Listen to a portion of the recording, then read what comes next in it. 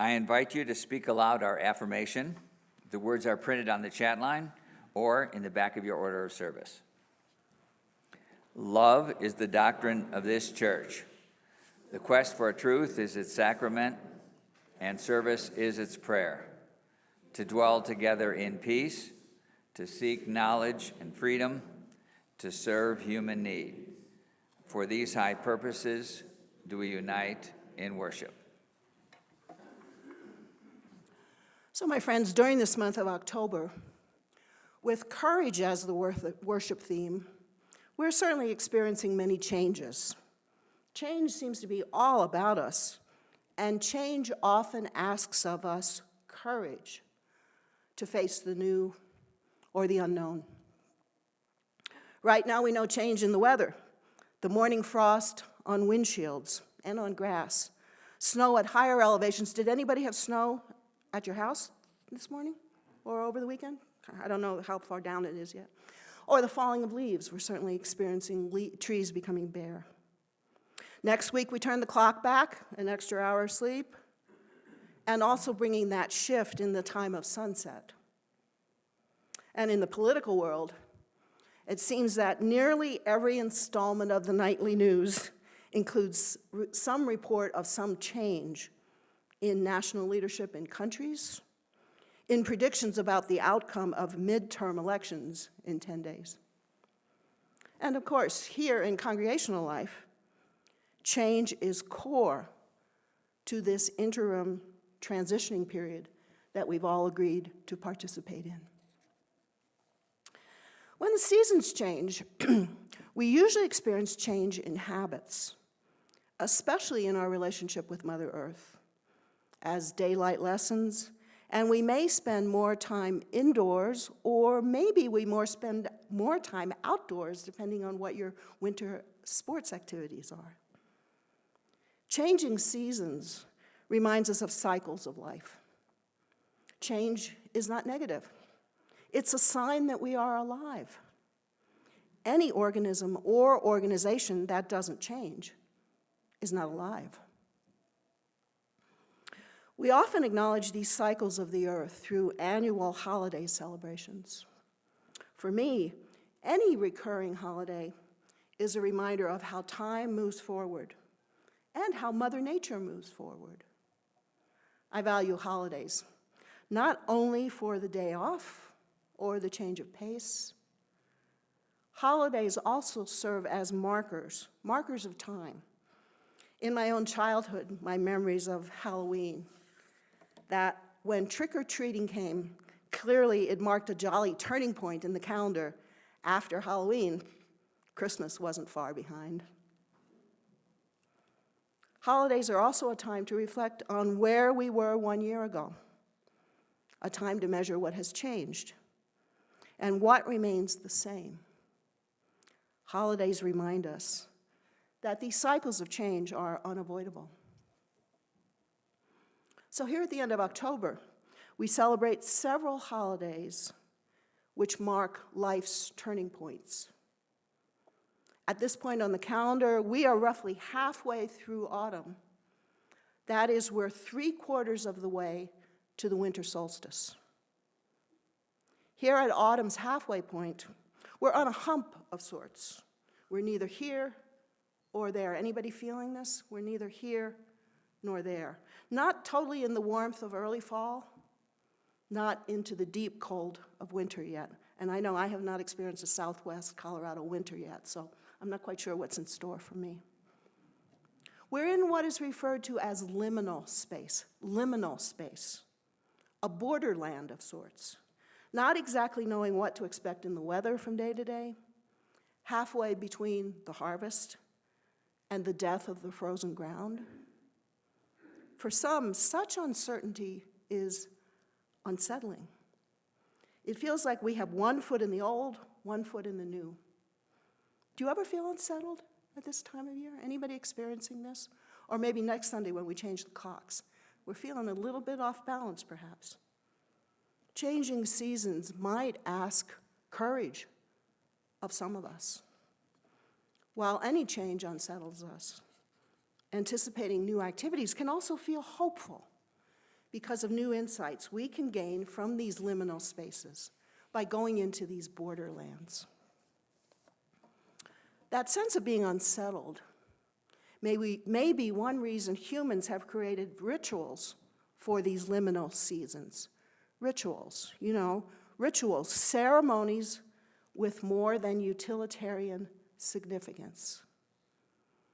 Rituals to acknowledge unique events in the Earth's cycle and to thank the gods for having kept the Earth going round one more year.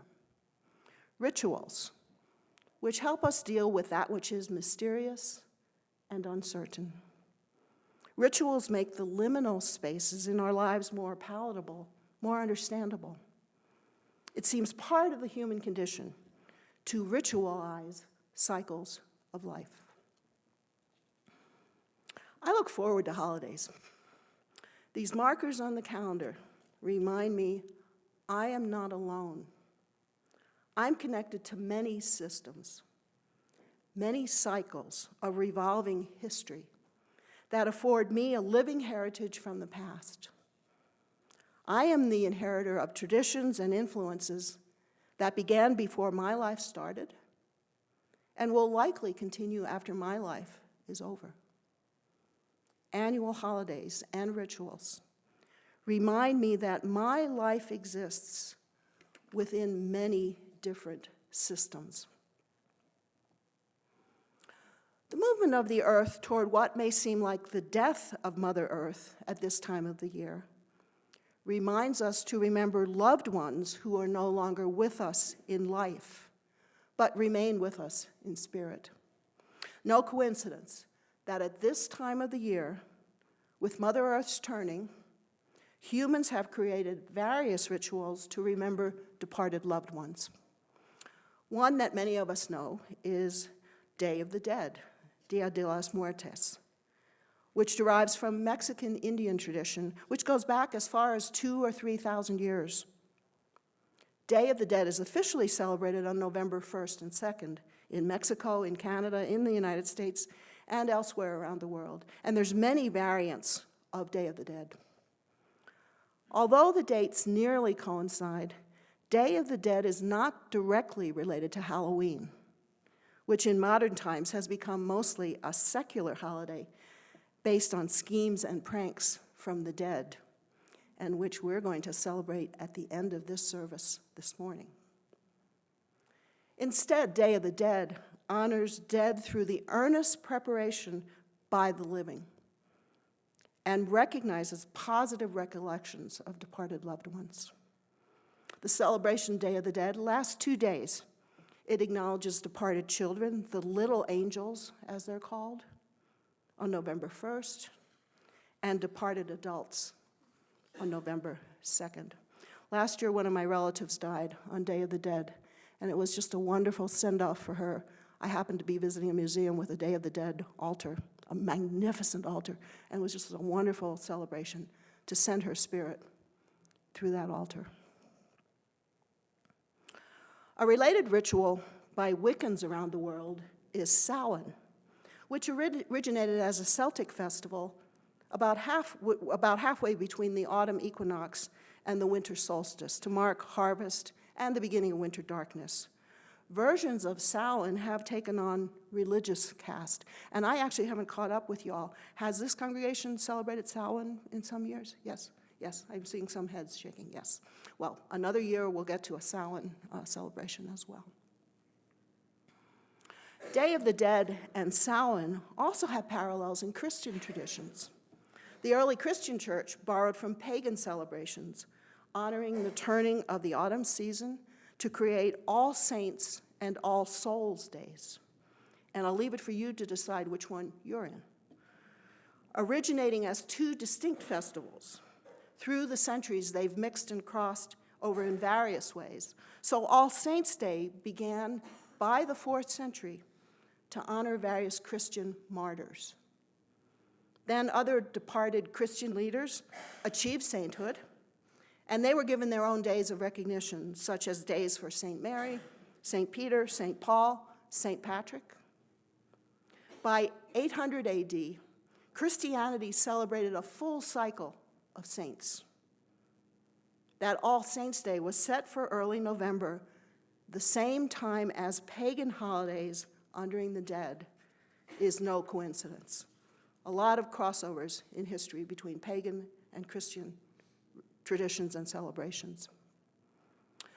But it's not enough to honor saints, the elevated leaders, who were clearly guaranteed a place in heaven. Common folks who had passed on were also recognized, but not without a check on whether they passed muster for heaven. In the medieval church, All Souls' Day became a ritual to help these regular souls, like you and me, us all souls, who were worthy of heaven, but maybe not quite ready yet to go there. All Souls' Day let them rest for a time in purgatory, so to cleanse and perfect their souls before moving on to heaven. Prayers from the living helped give them the boost they needed to get into heaven. In some cultures, to assist the trip to heaven, soul cakes were left on the doorstep of the departed one's home. And earning points to get into heaven was not without controversy. Through various stages of history, some religious traditions have included the practice of selling indulgences to ensure the trip into heaven. In other words, to buy your way into heaven. Our Protestant ancestors, as far back as Martin Luther in the 16th century, believed heaven was not a place needing special bribes to get in. And I expect you don't believe that either. Across different religious traditions, then, these two celebrations, All Saints and All Souls, they mixed and crossed. Who was a saint or soul was not as separate as I've just briefly managed to explain. Today, what we can take from this history is the reminder that across much of world's culture, many religions set aside days to remember departed loved ones. Such traditions are worldwide. India, China, Japan, many more countries. There are celebrations during this liminal time, during this hump time, at the end of October and the beginning of November. It wasn't only early Protestants like Martin Luther who rebelled against theological traditions which involved selectivity about getting into heaven. Who has access to heaven is the core of Universalist theology, the immediate ancestor of modern Unitarian Universalism, the theology that grounds our being together, Universalist theology. Universalist core belief was that salvation or access to heaven is universal. That is for everyone. All souls have the capacity to enter heaven, as opposed to the premise of pre-selection. You know that only the select, only the privileged, or those with enough money will be eligible. This novel approach to religion, universalism, it spread like wildfire through the American colonies at the end of the 18th century, when an English preacher named John Murray arrived on the shores of this country in 1770 and began to preach Universalist theology. It really spoke to the common person, and I expect you can understand why. Guarantee to get into heaven. In the early 19th century, there were different strains of Universalist theology. Some said one would immediately enter heaven when biological life ended. Others said that souls needed to rest for an undetermined, but not a permanent time in purgatory, and then go off to heaven, no matter what the rendering of universalism. The point of its theology was that all souls were saved. Said more appropriately for the 21st century, all of us have inherent worth and dignity. And that's a phrase I expect everyone knows, right? Inherent worth and dignity. It's expressed in the first principle of Unitarian Universalism. It comes from our Universalist heritage. Can you see how All Souls became a common name for Unitarian Universalist churches? All souls, it's core to the meaning of liberal faith. I counted up the number of UU congregations in this country that are called All Souls, and I counted at least 20. Some of the more known ones are All Souls in Washington, D.C. Some of you may have acquaintance with some of these congregations. Or All Souls in New York City, in Manhattan, is also one of the more prominent All Souls UU congregations. Curiously, and I have to look into this a little bit more, what I noticed was there are fewer All Souls congregations out west. The closest that I found to Southwest Colorado were in Tulsa, Kansas City, and Brownsville, Texas, has an All Souls. Our ancestors in free religion can also inspire us. Every year at General Assembly, we hold a worship service called the Service of the Living Tradition, a service which honors ministers. We open that service by singing For All the Saints, dedicated to the ministers who have served this liberal faith tradition. And we're going to sing that at the end of this service this morning. Every time I sing this hymn, I might get a little choked up as I think of my own ceremony of receiving ministerial fellowship at General Assembly in 2003. Remembering that I'm connected to centuries of souls who came before me in ministry inspires me. It gives me hope and consolation that I too will be remembered someday. It inspires me to believe that each of us will be remembered for our time here on earth, for who we have been, and what we have contributed to this life through our families, our communities, our congregations. We'll conclude, as I said this morning, group hymn singing with For All the Saints. Within Unitarian Universalism, one way we honor our saints and our souls is by studying and living our history. What Unitarians and Universalists of the past do you know? Who do you know in your UU history? This is a rhetorical question right now. Who do you use as a source of inspiration for your modern life in Unitarian Universalism? How well do you know UU history, in other words? Please note, it is not too late to join the UU history class, which began this past week. Registration remains open until tomorrow. If anybody wants to join in, feel free to register. Talk to me afterwards if you want more information. It's not enough to know leaders with national influence, as in our denomination. Do you also know the history of the leaders in this congregation? Do you know who came before you in this fellowship, in UUFD?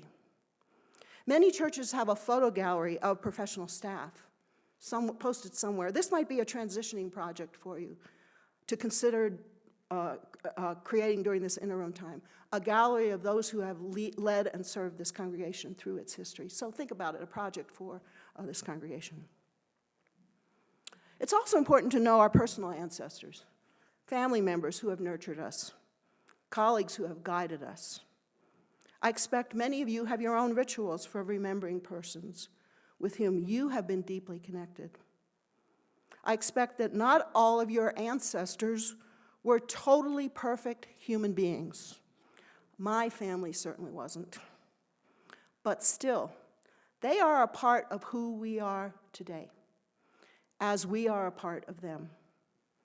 I expect that for each of us, in that parade of persons who came before us, no one is totally a saint, and no one is totally a sinner. So in a moment, my friends, we will hold a ceremony of remembrance for departed souls.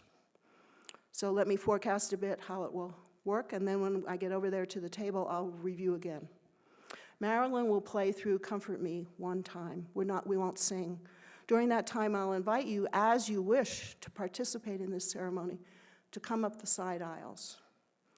And when you are finished with the ceremony, go down the center aisle back to your seats. At the table, you will be invited to light a candle of remembrance. And if you've got a photo on the altar, tell us the name of the person you are honoring. If you haven't brought a photo but would like to participate in the ceremony, come forward and either I will light a candle for you or you can light a candle yourself.